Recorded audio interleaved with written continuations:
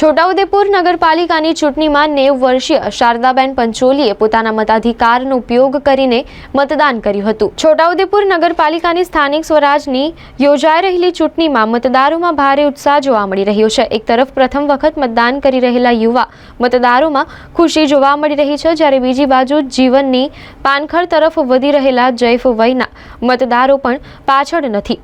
90 વર્ષના શારદાબેન પંચોલીએ પણ મતદાન કરી પોતાના મતાધિકારનો ઉપયોગ કર્યો હતો। જૈફ વયના શારદાબેન પંચોલીએ વ્હીલચેર પર પરિવાર સાથે આવી મતદાન કર્યું હતું।